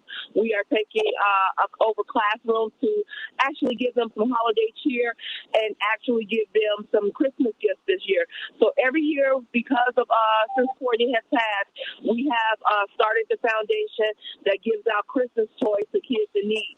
So we are asking everyone to support us by donating a toy, a girl or boy up to age 8 or 9. And then we are asking you to also donate directly on our website, which is the Courtney Copeland Memorial Foundation.com, or you can do CopelandMemorial.com, and it'll get you there. And we're asking for everyone to support this beautiful cause that we're trying to bring holiday cheer to the children today. But don't hesitate to give us a call at 708-526-4546 for your holiday needs. Thank you, Santita. Oh, sending you much love, everybody. Contribute to that foundation and get your food for the holiday celebration. Love it, love it. Celebrationsbyus.org. Of course, that's our own Chaparral. John Nichols, how you doing? Hope you had a wonderful Thanksgiving, my dear friend. I did have a very good one. It was very family centered, and that was lovely. Yes. And I hope you had a great one as well. Well, you know, it was the same. It's always, whew. Yeah. We were really, really blessed this year, and even more keenly aware than most years. Although I have to say, we're always grateful every year because, you know, just because of the way we grew up, we never took these holidays for granted, ever, ever, ever, not ever. And so I'm just so glad that you had a marvelous holiday, and I'm glad that you're with us again. You know what? You pulled a story that is really near and dear to my heart. Why is it near and dear to my heart? Because when I was growing up, and we would go down south to visit our grandparents in Virginia and in South Carolina. And at the end of the day, number one, you could not cut open the watermelon. My grandmother would not allow it until my grandfather got home from where? The post office.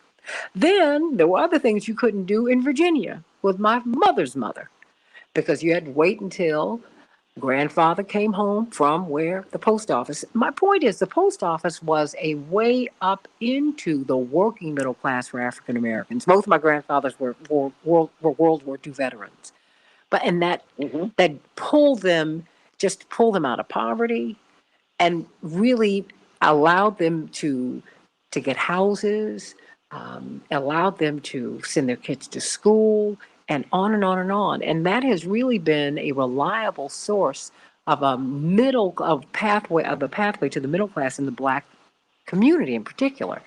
And to see this privatization that's encroaching, to see Mr. DeJoy, Postmaster DeJoy, and the plans that people on the right and the left have had for the privatization of the post office has been very, very disturbing. But he is a particular case, John.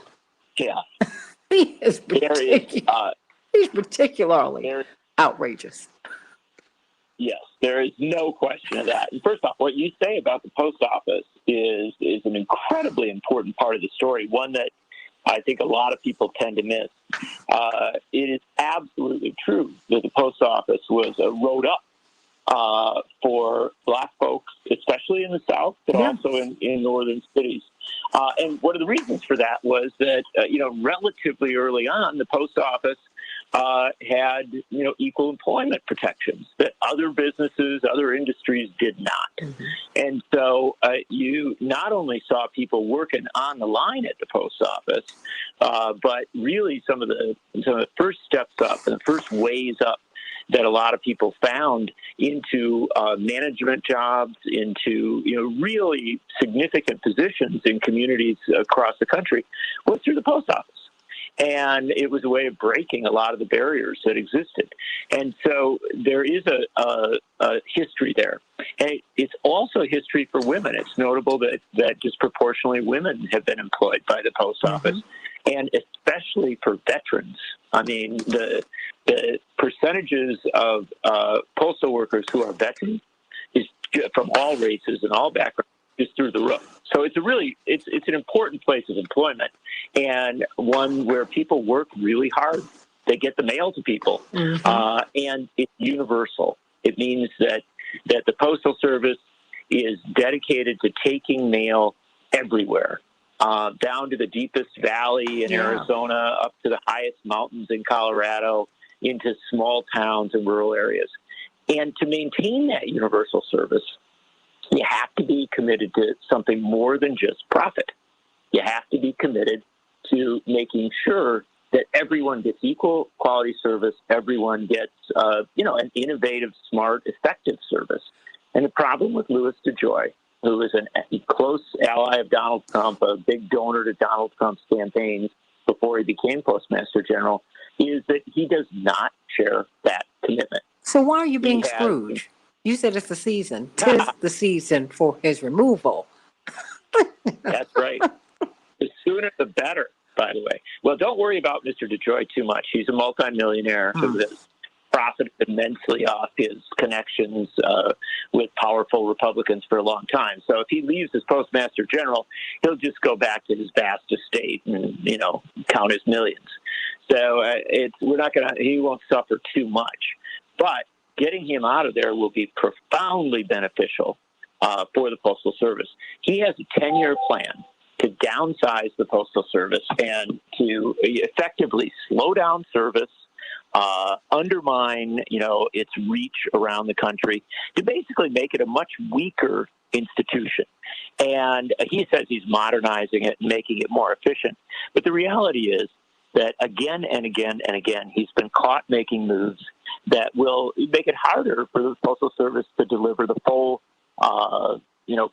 array of services that it has historically and that are needed. And so if he implements his 10-year plan, if he gets through what he's trying to do, there is simply no question that the Postal Service will be so weakened that key areas of it will be put up for privatization. You'll see the strong parts of the Postal Service bartered off to the private sector. And then the weaker parts, those that aren't so profitable, those may remain in the public sector, but they will be diminished, downsized. You'll always see arguing about should we spend the money to do that. And effectively, the Postal Service will be ruined as an institution that we can rely on. And so that's what we're looking at right now. And I'm not alone in saying that. This is something that unions representing postal workers are saying. This is something that members of Congress are saying. There is a really desperate desire to get rid of this guy. And it's hard. President Biden can't fire him, but President Biden can appoint people to the Postal Board of Governors who do have the power to remove Louis DeJoy. And the good news is that about a week and a half ago, President Biden made some key appointments to the Board of Governors that makes it look like it now is possible that DeJoy will be removed if the Senate approves these appointments. Well, before I go to some of the callers, why can't he be removed by the president? What is that? Well, the Postal Service is a unique entity. It supports itself. It sustains itself. And so please repeat as that. A result, no, please repeat that. It sustains itself. Okay. Yes. And as a result, although it is really a public service, and it's the oldest public service in America, it was actually started before the Revolution and has deep, deep roots in our country's history. It has a unique system of governance that actually tries to take it out of politics, right? That tries to make it separate from, presidents removing and inserting postmasters general when they're elected. So there is this second level of protection, if you will, and that's fine. But the problem is that what happened under Trump is that Trump's appointments to that Board of Governors aligned with a Democrat on the Board of Governors who was supportive of DeJoy. And so you ended up in a situation where DeJoy was given, pretty much free rein to do as he chose. And his interventions, both last year during the presidential campaign, when he was broadly accused of trying to undermine voting by mail, and then this year with his plan to effectively downsize the Postal Service, is that it's clear he has an agenda. His agenda is very partisan and also very much oriented toward privatization. Ultimately, I would argue toward privatization. Well, Chaparral says that she she gets mail 3 days a week. I mean, and I know. I love my mail lady. I mean, she works hard on all of them. I have a heart for postal workers because both my granddaddies were postal workers, and I saw them put on those uniforms every day, and they had such pride in their work. Oh yeah. And and when I think of my grandparents' circumstances and what the post office did for them and therefore my parents, I'm like, whoa, they're wiping folks out. You know what? Let me go to Jewel and then Renee. Jewel, what's on your mind, Jewel? Love you, Jewel. Good morning. Good morning. Good morning, Jewel. Love you. Happy Thanksgiving. I love you. It was good. It was good. It's short, but it was good. And I just wanted to say thank you to your father and what he did for those families, the family with Aubrey. Oh, bless your heart. Bless your heart. I was able to out better. And I'm going to let you go, and I'll stay in contact with you and have a blessed day. I love you, and I'm going to pass that along. But, teamwork makes the dream work. At the Transformative Justice Coalition have been down there. We're going to be doing an update, Jewel, on that case because now you have the prosecutor, the state prosecutor, who is up on federal charges, right? Because she interfered in the case. Travis McMichael's father, Gregory, was able to call her from the murder scene. And he said, look, we got a problem. She said, first of all, both of you get out of there, go home and wash up. Wash the blood and the gun residue off of your hands. Wow. So she's under indictment and she's about to go on trial. The Transformative Justice Coalition, Barbara Arnwine, Attorney Arnwine, and Attorney Darrell Jones are still down there. We're going to be talking about that tomorrow so that we can stay on top of that case. But and of course, Reverend Sharpton and Reverend William Barber and Lee Merritt and just so many people, And I'm just glad that, God was able to use all of them to make a difference in that case. Starting with Ahmaud Arbery's dad, who is the first person to push on this case. I love you, Jewel. Love you more. Impossible. All right, girlie. Renee, what's on your mind? Good morning, and thanks for taking my call. Of course. First of all, I want to say that the Postal Service is one of the entities or institutions laid out in the Constitution of the United States. And I've been watching it's been about 10 years now since they've been trying to destroy it, demonizing it. They said, first of all, they passed a law saying that the post office had to set aside money for pensions for people 75 years into the future. Yeah. And then they turned around with the aid of the corporate media and said, oh, the post office is losing money and stuff. The post office, they're not functioning well, blaming what they set up to destroy the post office for what the consequences of what they did, making them have a shortfall of money. And I'm just wondering, is there anybody in government that's above being held accountable for their actions being impeached? If DeJoy has an obvious conflict of interest and he's hurting this institution, he's slowing down the mail, slowing down medicines that have to go to people through the postal system. He's harming people. Shouldn't it be easy to remove him? Biden has forced other people out of positions since he got into office. John? What is it with the joy in the post office? A lot of people are making money off of having private carriers and stuff like that. I mean, and when you see, Renee, John, how the post office, they fill in the gaps for UPS, FedEx, for the private companies. I mean, these postal workers all work all the time. Well, to give you an example of that, the Postal Service is so universal and so good at getting mail and packages where it needs to go. They do so much more than the private sector that even big private firms like Amazon have relied on the Postal Service because it's good at what it does. And the problem is that it is a very, very big entity.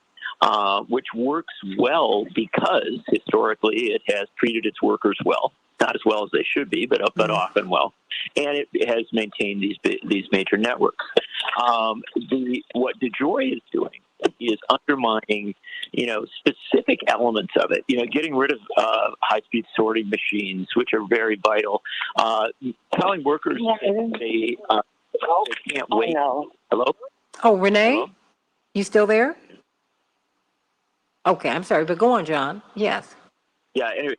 Getting rid of the blue boxes where people can drop their mail, getting rid of telling postal workers that they can't wait minutes until one set of mail arrives so that they can get it on to the next place. He's essentially, taking out a lot of the elements of the Postal Service that make it work well. And he's also resisting a lot of innovations that would be good moves. And so by any measure, if you look at DeJoy again and again and again, from every angle, you can see this is the wrong person to be in this position.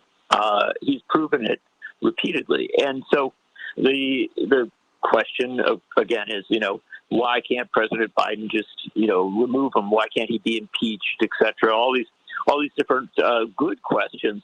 They come back to the Postal Board of Governors. That's the entity that oversees the Postmaster General and the Postal Service.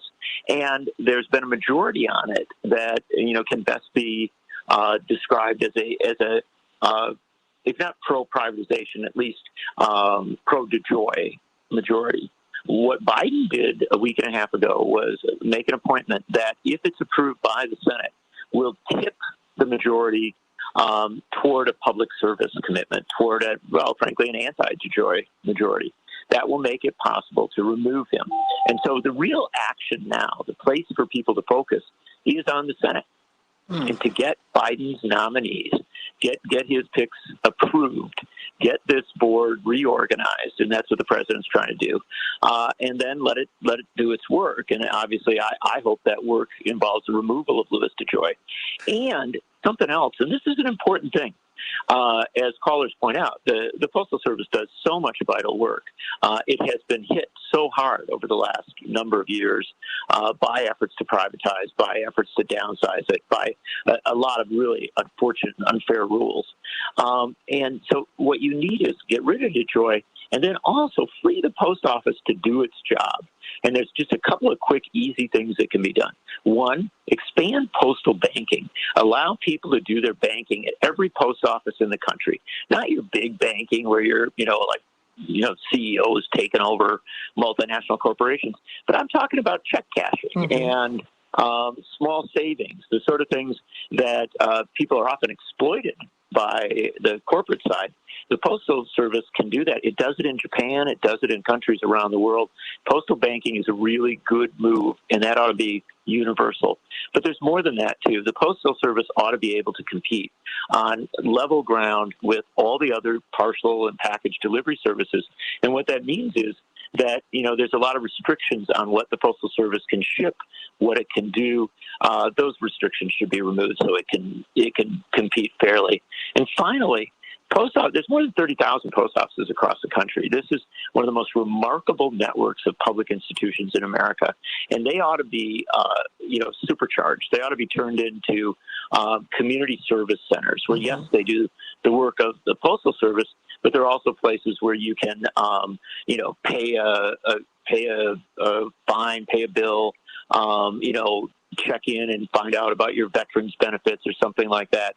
Post offices ought to be a place where you can do all sorts of intervention or interaction with the federal government in your community. And if we do that, if we supercharge post offices, this Postal Service will survive and thrive through the 21st century and beyond. And that really ought to be the goal. Let me go to Robert from Wisconsin. Robert, I only have a couple minutes left, so you got the minute, and then he'll take the 2 minutes to answer you. Okay, I'll be real quick. Of course, sweetie. There's corruption going on in the post office for years. I mean, somehow they passed a bill that the post office has to pre-fund their pensions. There's no company in the United States of America that would be able to do that. They passed that as a requirement. No one knows who slipped into the bill. But obviously there's an agenda there to privatize No private company could withstand that kind of scrutiny. So that's the first thing. The second thing is the joy would be fired at any company in America. The on-time delivery rate went from 92% to 62% under his watch. So I don't understand why people can't hold him accountable for criminality. Not only does he have conflict, but I mean, removing high-speed sorting machines so things would be slower is just really egregious and crazy. I mean, No, Robert, but he's 50,000 ballots accomplishing. that weren't. He's accomplishing what he set out to do. This is a corporatocracy. It's a corporate takeover Right. of our, of our public system. This is horrible. But the reality is, the last election, there were 50,000 mail-in ballots that weren't counted because of this guy. Between removing the mailboxes and removing the sorting machines, that's tampering with elections. It's a federal crime. Where's Merrick Garland? Why isn't he holding him accountable? Why isn't this guy being brought up on charges? And then the other thing I wanted to mention is when the Republican on the board retires, it's supposed to happen in December, not just replace the Democrats, put a Republican in there who's a moderate, who believes in democracy, who believes in the rule of law. I don't know if it's an Adam Kinzinger. I don't know if it's one of these election clerks or these judges that are like, no, we're not buying your phony election lies, and no, we're not going to make up votes so you can win the election, Donald Trump. No thanks. So that's what they need. They need a Republican in there that has some scruples, morals, ethics, and integrity, and won't let them game the system this time around. I've got one. I literally, stay right there, Robert, but I literally have 1 minute. John is going to have to run today. John, your thoughts? Yeah, what Robert brings up is exactly right. The Postal Service has been, basically tied down, weakened, undermined.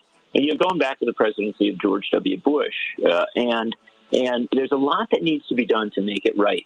The interesting and important reality is that having DeJoy in there now is especially unfortunate because you do have a Democratic president and a Democratic Congress.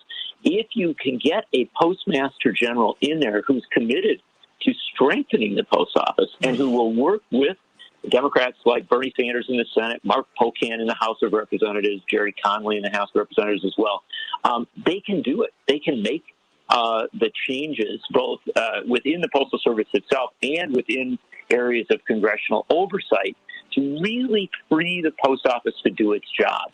It won't be downsizing. It can be upsizing. It can become more and more of a place of service. And I have to tell you, Santita, as we look at all the challenges that we have with the pandemic and the ongoing questions of when we'll be able to do all the things we used to do, the bottom line is that having efficient and effective postal service is critical for people to get medicine, for people to get, all sorts of products that they need, and also just to hear from their grandchildren and to get the mail that they rely on. So this is a really important high priority. Let's get the Postal Service right. And let's recognize also over the next month that the United States Postal Service will 25 seconds. Hundreds of millions of letters, millions and millions of packages. These people do incredible work for us. And so while they've got some bad leadership, the people that are coming to your door and walking those miles every day deserve our support and our really enthusiastic encouragement. Absolutely. Stop the corporate takeover of our post offices.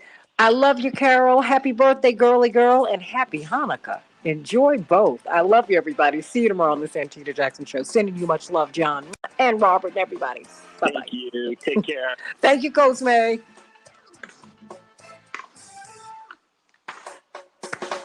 Everybody have a wonderful day. Have a wonderful day. I hope that you got something out of the show today. And if you want to refinance your home and do some other things, please call 855-56-DAVID. 855-56-DAVID. You see, Dr. Knighton, she wanted to stay on so that she could speak to him about refinancing her home. How about that? And it will save her a lot of money. It will save her a lot of money. If you want to establish credit, if you have bad credit, and you can have it for a whole lot of reasons. I had to clean up my credit some years ago. I mean, it just happens. It doesn't just happen, but you need to figure it out and work it out so that you can make your way through this society, right? So you can buy a home, so that you can rent, for heaven's sake. And so you don't have to pay exorbitant interest rates. I mean, all of that. So 855-56-DAVID. 855-56-DAVID or 56david.com.